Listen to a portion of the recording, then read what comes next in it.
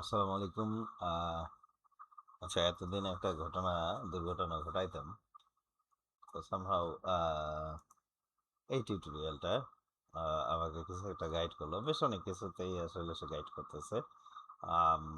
লিঙ্কটা দেখতে পাচ্ছেন আপনারা। আমার মনে হয় যে আহ, এইটা একটা হ্যান্ডি একটা জিনিস পেলাম, মানে একটা খুব উপকারী জিনিস। এতদিন পর্যন্ত আমি যে জিনিসটা করে আসছি সেটা হচ্ছে যে আমি অটোক্যাড থেকে প্ল্যান নেই, বা ইয়ে থেকে, পিডিএফ থেকে। সবচেয়ে বেশি প্রবলেম হয় পিডিএফ থেকে বা কনভার্টেড ফাইলকে যদি আমি এখানে নিয়ে আসি, তাহলে এটা একটা ঝামেলা করে যে স্কেল ঠিক নাই বা অনেক কিছু। যে একটা ইমেজ নিলাম, জিনিসটার মাপ মতো নাই, ঠিক আছে। আসলে জিনিসটাকে আসলে ফিক্স করতাম হতো যে ক্যালকুলেটর নিতাম। এখন এটা এই স্কেলে আছে, তারপরে এখন তাহলে আমি এটাকে বড় করব, কত বড় করব, ভাগ করতাম। অনেক একটা কমপ্লিকেটেড প্রসেস আমি কিন্তু ফলো করতাম। কিন্তু ডেফিনেটলি বাস এই যে টিউটোরিয়ালটা যেটা আচ্ছা, আমি এটাকে ক্যালকুলেটরটা ওপেন করে দেখে যে আগে কি করতাম। আসলে ওইটা ইয়ে না, যদি আপনারা চান যে এই অংশটুকু স্কিপ করে যাবেন তো করে যান প্লিজ। কারণ হচ্ছে যে এটা এখন আর আমরা ইউজ করবো না। তো যেটাই হোক, মনে করেন যে এটাকে আমি সে এটাকে একটা মানে আন্দাজে একটা বড় ছোট করে ফেলাইলাম, যেটা এখন রিয়েল স্কেলে নাই, কিন্তু আগে এটা রিয়েল স্কেলে ছিল। কন্ট্রোল জেড দেখেই যে আমি এটাকে টেপ মেজার যেটা দিয়ে দেখি, যেটা যেটা আর কি এর অ্যাকচুয়াল সাইজ হওয়ার কথা, ঠিক আছে, মানে স্ট্যান্ডার্ড অ্যাগ্রোনমিক্যাল সাইজ এটা যাই হোক।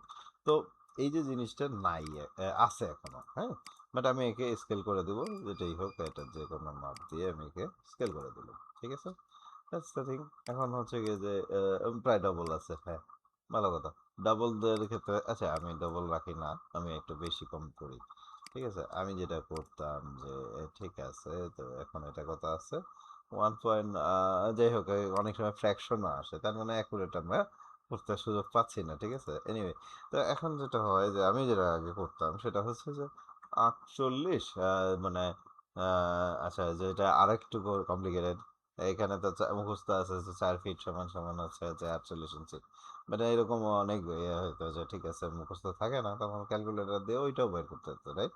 তো আমি মনে করেন যে সেক্ষেত্রে হচ্ছে গিয়ে আচ্ছা, এখানে মনে রাখি যে 48 ডিভাইডেড বাই 18 যেটা হয়।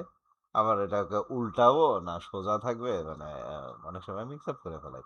তো আসলে অ্যাকচুয়ালি এটা সাইন্টিফিক না, আমরা একটু স্ট্যান্ডার্ডে থাকি। আম, সে 48 আগে হবে না 18 আগে হবে, মাথায় তো অনেক সময় ইয়ে হয়ে যায়, আওলায় যায়। তো ঠিক আছে, অ্যাকচুয়ালি রিভার্স করলে জিনিসটা, আমি এটাকে কি করতাম যে স্কেল টুল দিয়ে আহ, চাপ দিয়ে এটাকে ছোট করে দিতাম, দেন টাইপ করতাম 0.0055 এরকম সামথিং সামথিং, রাইট। এই জিনিসটা টোটালি স্কিপ করেন, এটা আসলে দরকার নেই। জানি না এই টিউটোরিয়ালটা অনেকে জানেন নাকি, আমি অনেকেই হয়তো বা জানেন। আমি তারপরেও টিউটোরিয়াল যেহেতু বানাইতেছি, বানাই। তো এখন নতুন পদ্ধতি কি, তাই না?